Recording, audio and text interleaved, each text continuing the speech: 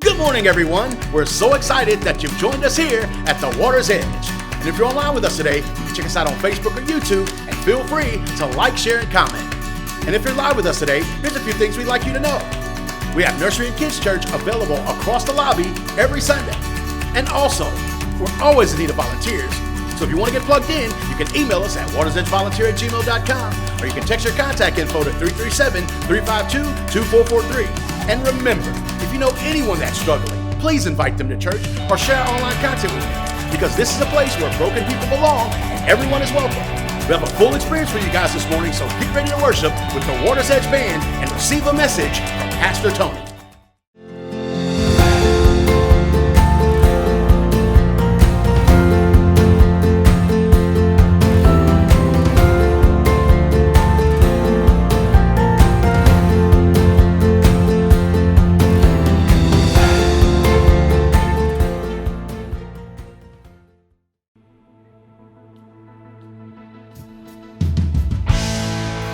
Good morning, Ed Water's Edge. Want to stand and sing it with us?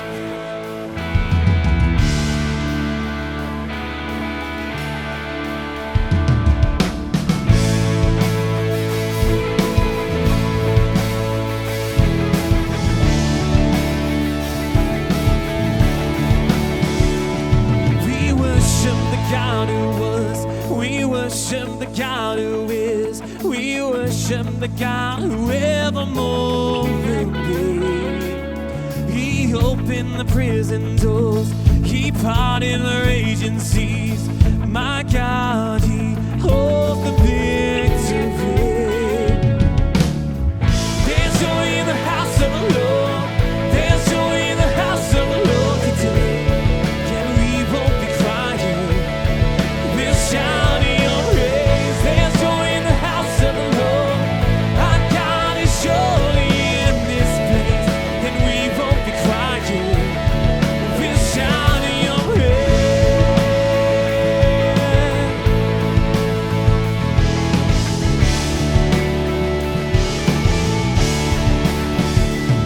We sing to the God who heals. We sing to the God who saves. We sing to the God who always makes a way. 'Cause He hung upon that cross, and He rose up from that grave. My God, still rolling storms away. There's joy in the house of the Lord. There's joy in the house of the Lord today. And we won't be crying. We'll shout in your praise. There's joy in the house of the Lord. Our God is surely in this place. 'Cause we won't be crying. No, we'll shout in your praise.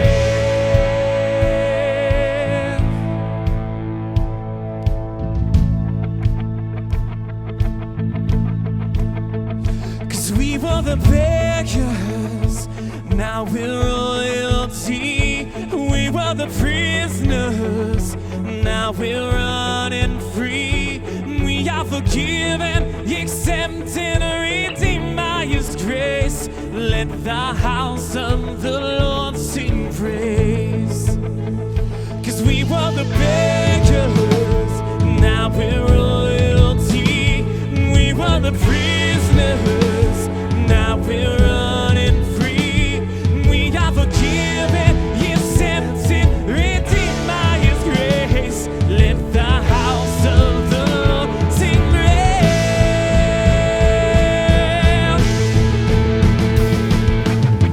There's joy in the house of the Lord.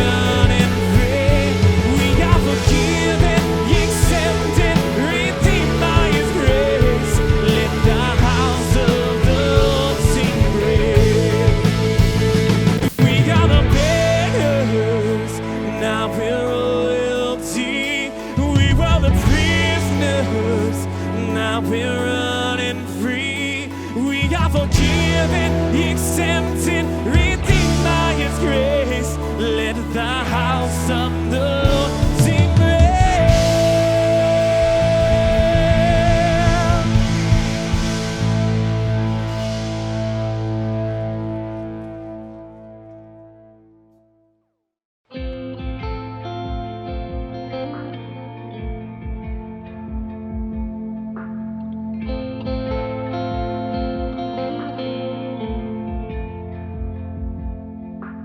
These are the days that we prayed for. A stirring of faith has begun. I've seen so much, still I'm certain that the best is not yet come.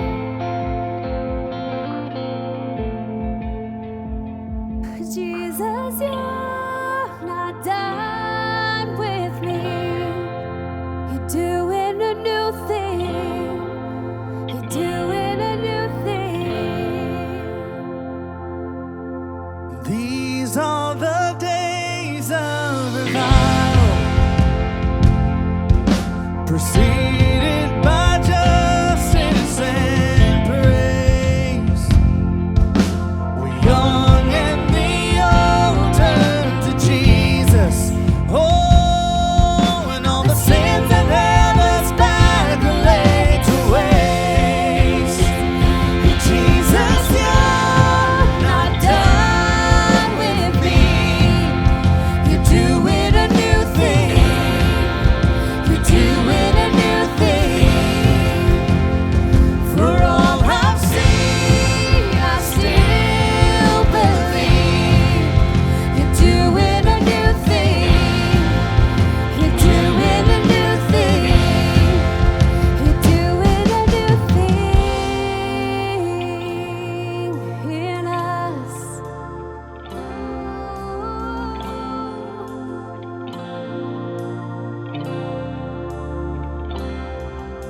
Your love is never gonna give up. You never give up. You never give up on me. Your love is never gonna give up. You never give up. You never give up on me. Your love is never gonna give up. You never give up. You never give up on me. I know. I know. Your love is never gonna give up. You never give up. You never give up on me. Your love is never gonna give up. You never give up. You never give up on me. Your love is never gonna give up. You never give up. You never give up on me. I know. I know. Jesus, you're not done with me. You're doing a new thing.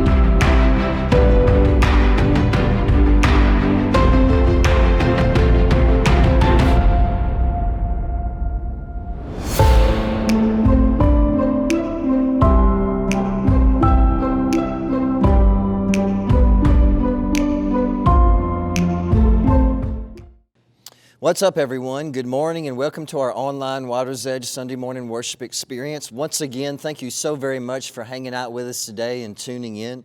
For those of you that continue to share these digital experiences with your friends and family, thank you so much for doing that. We hope it's very helpful. Also, for those of you that continue to give online, thank you so much for your generosity. It helps us love more people and help more people and feed more people and serve more people. It causes us to make the love of God visible to our hurting city and our struggling community. Thank you so much for doing that. It's a blessing. Also, for those of you that are local listeners, if you would like to join us back in person live, then we have our in-person live services back, meeting with a full experience. We have cafe open, kids' church is open, nursery is open. We have two really cool in-person services at 9:30 and 11:15. Our 11:15 service has a little bit more room if you're concerned about social distancing issues, but we would love to see you in person. It's an amazing experience. You know, sometimes in life it's very difficult to not get overwhelmed, and sometimes we would just love to escape. Today we continue with our current series entitled Reunion, and let me just explain that to you in this way. During certain seasons of our life, sometimes it can feel like we've lost parts of ourselves, parts of who we are, parts of our heart, parts of our faith, parts of our identity, and parts of our life. And so in this series, I want us to look at this question and notice this today. What could you rediscover in your life today that could give you hope for tomorrow? And when we ask that question, this is what we mean, and this is what we're really going to zero in on in this series. And notice this. What are some parts of you that you feel like you've lost, and they were the best parts of you? And you would love to recapture those parts of you again as you go forward in life. That's what this series is about. It's about those specific times in our life when we need to look back, and it's good to look back, but not to dwell all over again on the past or the regret or the shame or the mistakes or all the failures that we've convinced ourselves that are filling our lives. It's not to look back and think about those things, but it's to look back at the parts of who we were that we've lost, that we never, ever wanted to lose. And it's how we can reclaim those parts, the best parts of who we used to be. And so this series should be very therapeutic and very helpful for all of us. Now, let me just say this. The message that I want to teach you today is very, very crucial and very, very important. It's been needed in my life, and I know that it's going to help you. And I know that you know many people that this is going to help. I studied this information from a therapist named Guy Winch, and it was very, very, very helpful for me. And so I think this will be very helpful for you. And this is going to be one of the most important messages that I think I have ever taught you. Now, at some point in our lives, almost every single one of us will have something happen to us that deeply, deeply breaks our heart. I know of a lady named Kathy who, when she was very young, she dreamed about growing up one day, getting married, and starting a family. That was her dream. That's what she wanted in her life. But in her mid-20s, around the age of 27, they found a lump and they discovered cancer. And so they had to remove it, and she went through treatment. And about a year later, they found another lump in another place, more cancer, and they had to remove that too. And she's just going through months and months and months of trauma, surgeries, cancer treatment, and she's having to tap into these emotions and this resolve to help her make it through all of this. And when she does, as she starts to reach her 30s again, she decides that she wants to start dating again. She wants to recapture that dream, have a reunion for that dream of getting married one day and having a family. She finally meets a young man, and they date for about 6 or 7 months. And then one night, over a very special dinner that she thinks he's going to propose to her at, he breaks up with her. After about 8 months of just her falling head over heels in love with this guy, and she thought he was falling in love with her too, and then he breaks up with her over a dinner that she thinks he's going to propose at, and it devastates her. It shatters her. It completely breaks her heart. And so now she's facing another recovery, a different kind of recovery. So 5 months goes by, 6 months goes by, a year goes by. She's seriously dating this guy for only about 7 months, and it ends in a way that shatters her heart. And a year goes by, and she's still not able to recover. The question is why? Why was this incredibly emotionally, mentally strong woman able to tap into the emotional reserves and the emotional resolve to get over the trauma of being treated with cancer and going through all of the surgeries and being able to recover from that, but having a hard time to recover from this type of love heartbreak. Why is that? Why do so many people struggle when trying to recover from a broken heart? When we try to recover from a broken heart, we flounder and we don't see much of a way out. Why does the same resolve and the same coping mechanisms that can get you and I through so much other hills and battles and mountains and fires and adversities in our life, our emotional resolve, why does it fail us miserably when it comes to healing from heartbreak? Why is that? Now, hear this. Over the past 25 years of studying people and observing people, going through my own experiences and being with people, I've seen so many different types of people go through so many different types of heartbreak. And through that, in studies, we've learned this. And so remember this today and notice this. If you're still with me, say I'm still with you. When your heart is broken, the same instincts that you ordinarily rely on will time and time again lead you down the wrong path. And this is what we mean. During times of confusing and shattering pain, during times of confusing and shattering heartbreak, it's hard to navigate through what your mind is telling you. And sometimes it's hard to trust what your mind is telling you when your heart is broken. And even furthermore, sometimes you should never trust what your mind is telling you when you go through something that deeply breaks your heart. Jeremiah chapter 17, verse 9, notice what it says. The human heart is the most deceitful above all things and desperately wicked. Who really knows how bad it is? When your heart is broken, your heart and your mind will deceive you and manipulate you. And sometimes it's not good to trust what your mind is telling you at all. Studies even tell us that when we are given and we know a very clear explanation for why this heartbreak happened. Studies tell us this, that when you were given a very simple and clear explanation for why this heartbreak happened, that our minds sometimes will even reject that because we think there must be a bigger reason or there must be something that's really, really wrong with me, even when you're given a clear reason. Remember this today. If you're still with me, say I'm still with you. Heartbreak causes such dramatic emotional pain that we convince ourselves that the cause of it must be equally dramatic or worse. It's that gut instinct that becomes so very powerful when you and I go through this shattering heartbreak that we convince ourselves that the real reason for the heartbreak is not the real reason at all. There must be a bigger reason, or there must be something wrong with me or something wrong with us, when none of that may be true at all. Heartbreak is shattering. It changes the way you think and it changes the way you feel. There's a reason when it happens that you and I go down one rabbit hole after another over and over and over again, trying to figure it out, even though we know when we do this in our mind, it's going to make us feel worse over and over again. There is a reason why. Brain studies tell us that when your heart breaks due to losing love in your life, any type of love that was very special to you, the love of a family member, the love of someone close to you, the love of a parent that you was very close to, a breakup, a divorce, a romance breakup, a close loyal friend that you've lost, or just a loss,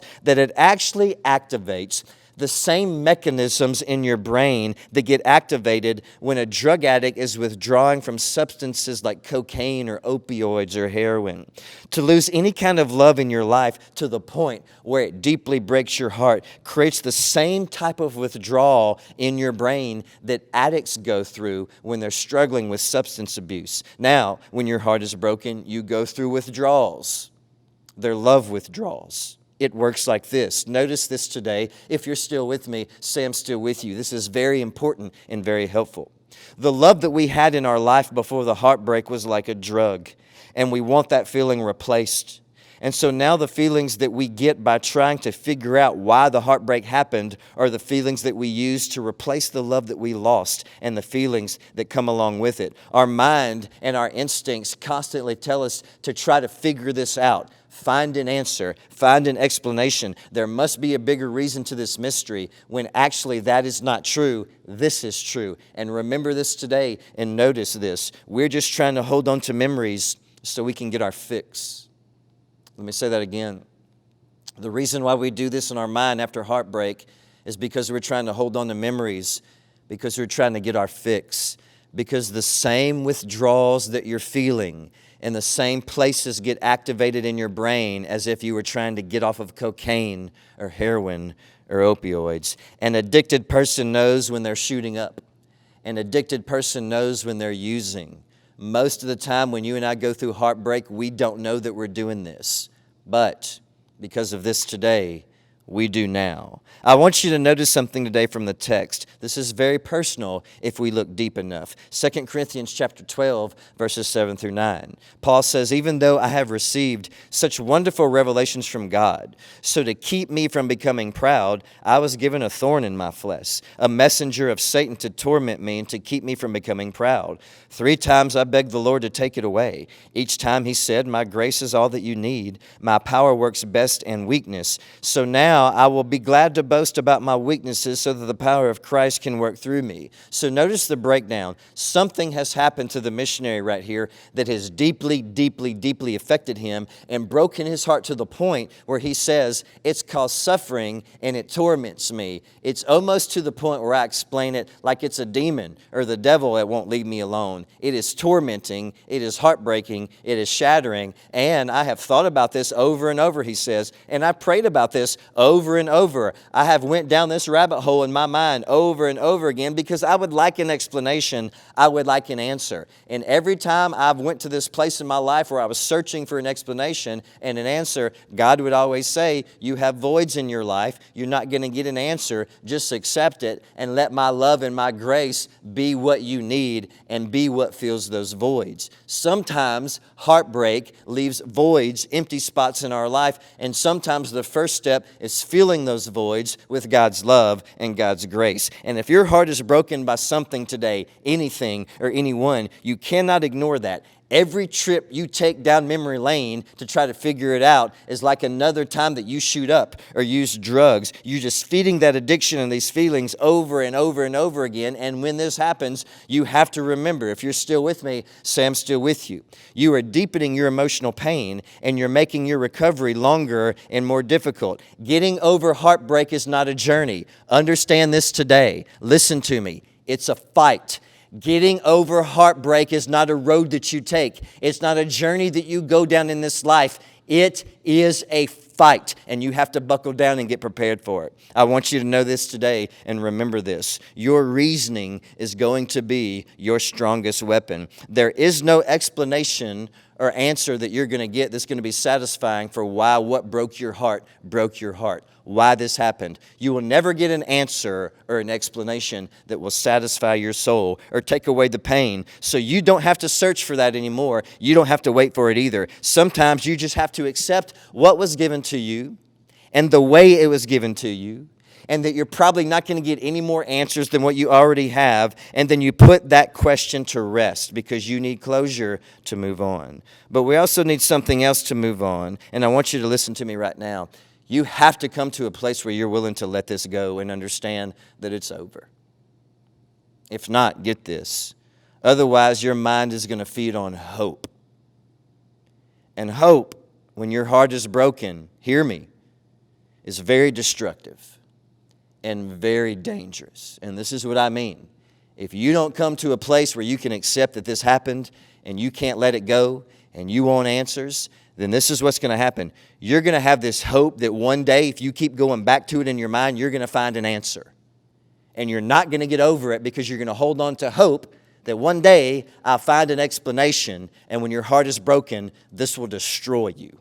Sometimes you just have to realize that you're not going to get an answer. Notice this today. Holding on to hope that you can figure this out one day and find an explanation is incredibly destructive when your heart is broken. Heartbreak is a master manipulator. It easily gets our mind to do the exact opposite that we know that we need to do. Easily. We end up getting stuck in our mind, and we start to only think about what we're going to miss out on if we let this memory go instead of what actually broke our heart. See, that's what our problem is right now today. Some of us have selective memories about what we think broke our heart. Sometimes you only remember back to what you think you miss instead of what led up to breaking your heart.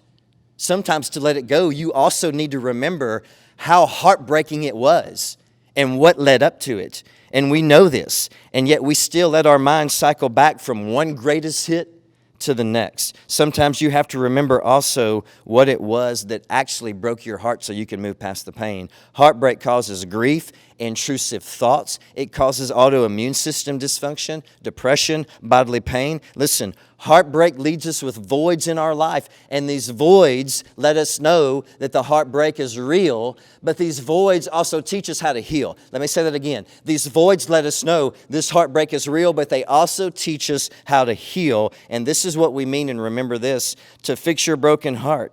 You must identify these voids and work on filling them. If you feel like you have voids in your identity, then you need to work hard now after the heartbreak to reestablish who you are. If you have voids in your social life, work hard to reestablish who you are with new activities and build new memories. If you have empty spaces and voids in your self-esteem, work hard to reestablish yourself and have that reunion with the core of who you are. But none of that will do any good unless you prevent the mistakes that keep causing you to go back to that broken record over and over and over again in your mind. And that starts with these unproductive searches of trying to find an explanation and an answer. Sometimes in order to move on, you just need to understand that God's grace will get you through. Getting over heartbreak is difficult. It's not a journey, it's a fight. But if we refuse to be misled by our mind and our feelings, we can win and we can overcome. Heartbreak causes us to feel like we've lost so many things in our life that we never wanted to lose. I've lost the way I've smiled. I lost the way I used to laugh and how I used to make people laugh. I've lost the way that I love, the way that I relate, the way that I connect, the way that I trust, the way that I have strength, the way that I cope. And we desire that reunion to recapture the best parts of who we are and the best parts of who we used to be. And so sometimes it's good to look back, to go back to the core of who we are and have that reunion. But to do that, you have to start feeling the voids in your life that heartbreak has left. And sometimes the first step is to let the grace of God and the love of God be the starting point to fill those voids. And once you start to fill those voids, then you can reestablish yourself and walk forward. Psalm chapter 147, verse 3. God heals the brokenhearted, and He bandages their wounds. He counts the stars and calls them all by name. How great is our Lord! His power is absolute. His understanding is beyond comprehension. God counts all the stars. He has a number for all of them and a name for every single star. And every hair on your head, He can heal your broken heart. Psalm 34:17. The Lord hears His people when they call to Him for help. He rescues them from all of their troubles. The Lord is close to the brokenhearted. He's close to the brokenhearted. He rescues those whose spirits are crushed. The righteous person faces many troubles, but the Lord comes to rescue them each time. God is close to the brokenhearted. Psalm chapter 73, verse 21.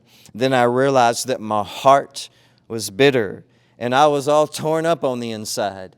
You ever felt that way? I was so foolish and ignorant. I must have seemed like a senseless animal to you, couldn't control my thoughts. Yet I still belong to you, God. You hold my right hand. You guide me with your counsel. You lead me to a glorious destiny. Whom have I of heaven but you? I desire you more than anything on earth. My health may fail. My spirit may grow weak, but God remains the strength of my heart. He is mine forever. If you want to have that reunion with the best parts of who you are, then start to fill the voids that heartbreak has left in your life, and start with filling those voids with God's grace and God's love.